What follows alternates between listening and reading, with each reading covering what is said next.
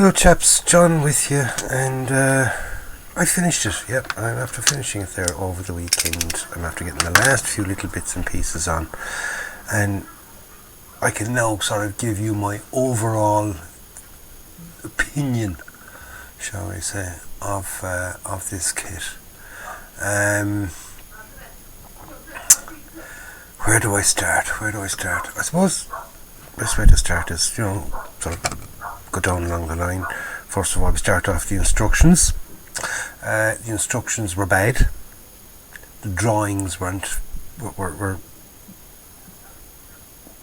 bad. They didn't really show accurate description of what the piece was. Okay, it was close enough. Do you know what I mean? Location as to where to put things, not really well defined, and a lot of number mistakes. Okay, parts numbered incorrectly, shall we say. Second of all, right, we onto the plastic. Plastic is takes a while for the glue to set on it. It's soft, so when you're cleaning it off, you can sort of take a little bit too much off very, very easily, and just generally sort of a cheaper grade plastic is the only way I could describe it. Right. Thirdly, then the tracks, the worst tracks I've ever used. No, I take that back. The second worst tracks I've ever used. As you can see, I'll get onto that in a minute. They were just very, very stiff. I had to soften them in hot water.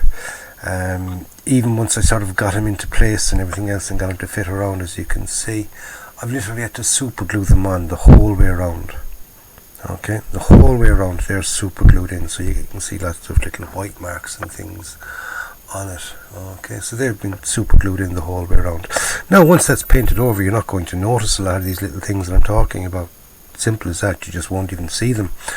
But it's while you're making it, it's quite difficult and annoying at times, and believe me, how it didn't get a belt of a hammer once or twice, I do not know. Then I suppose we'll talk about the fit issues. Plenty of them. Parts didn't want to fit where they basically were supposed to fit. Really, when it comes on to fitting these two side pieces here, which we've made, they fit in, you've got, as you can see, very, very small little fitting points for them. Now, even though they both look the exact same, they've got a massive difference there on sides of that. Okay, massive difference, and not very nice at all, but it's grand. I mean, you can put that onto a kind of a dio base, fill up with a bit of earth and things around like that, and you can make it look grand. Again, like I said, you can make it look quite interesting. Also, perfect example of bad fit. Right, these are the doors on the front. Now the whole thing, doesn't it look like an afterthought? It really does. It looks like something I scratch built myself to fit on, and to scratch built it badly. But no, they are the doors. Now I'm going to have the doors open, so it doesn't really matter. But if I had decided to have those doors closed, very bad, very, very bad indeed. That is just freaking horrible. It really, really is. You can sort of see it. The fit there is it's too big for what's there, and sort of you can see where the lines will come in. They're just incorrect, shall we say, incorrect. But like, I'm going to have the doors open, so you're not going to really get to notice that. So I suppose that's about it, really. That's about all the kind of whinges I have about it. But when you think of it, isn't that enough? That's enough for me to say I would not recommend people buying this kit. Okay, I would not recommend it at all. If you wanted yourself to get yourself an FT17, I've been looking around, and because getting ideas on this one, how I'm going to do it, colour guides, this, that and the other. The main one looks actually quite nice. It looks sort of a fairly nice, decent build, and everything seems to fit on it. You could go up in scale, then you could go up, I think Tacom does a 1/16 one, which would be quite nice as well. It's got an interior engine, the whole lot. That's quite a nice looking kit. But when it comes to 1/35th, stay away from this one, the RPM one. Just not nice at all. Now I suppose I could have got that to kind of fit right, but by the time it came to me sort of doing that getting these on, and with the hassle I had in getting them on, I just stuck them and gave up on it. I literally did. It just got me so much. Really fucking pissed me off, to be quite honest with you. Also, you're supposed to have lots of rivets here on the turret. Rivets were fucking tiny, absolutely tiny. There's no way you could sort of you could do them. Well, I couldn't, shall we say. A younger person with a better pair of eyes, things like that, yeah, you'd probably get them done all right. But no, unfortunately, I had to kind of call it a day when it came to putting the rivets on. I cut a couple of the rivets off, and I literally couldn't see them after they were cut off. It was just crazy. So what I'm going to do is I'm just going to use a bit of texture on the turret and leave it at that.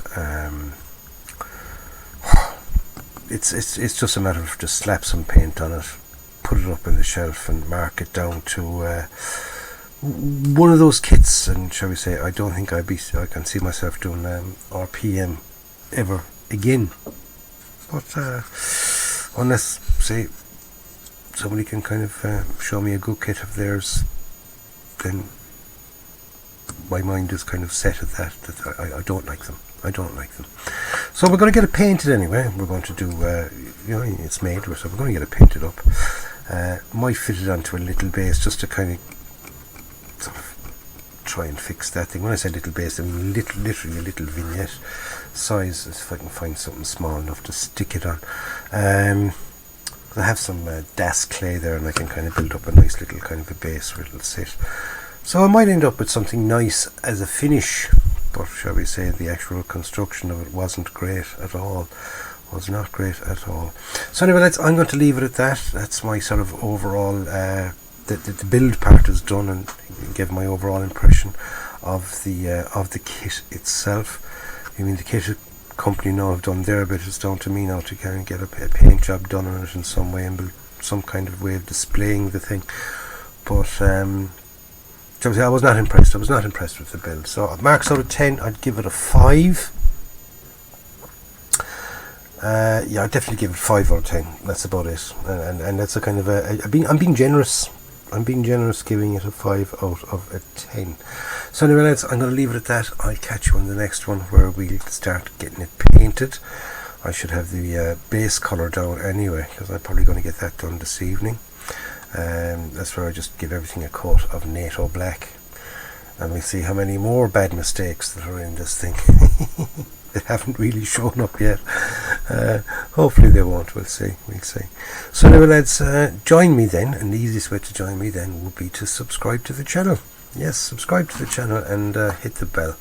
Therefore you'll be notified as soon as I upload another video. So hit the bell, and please give it the old thumbs up. Please give the video the old thumbs up. That kind of pushes me up along. It makes me makes the YouTube people happy with me, and they'll kind of promote the videos then, and all good then for the channel. More people kind of come and see. So anyway, lads, thank you for taking your time out, and be nice to one another out there. Stay safe, especially in these hard times, and go out and buy yourself a kit. Not this one, but a kit. Build it and enjoy it, because that's what it's all about. I'll see you soon. Take care.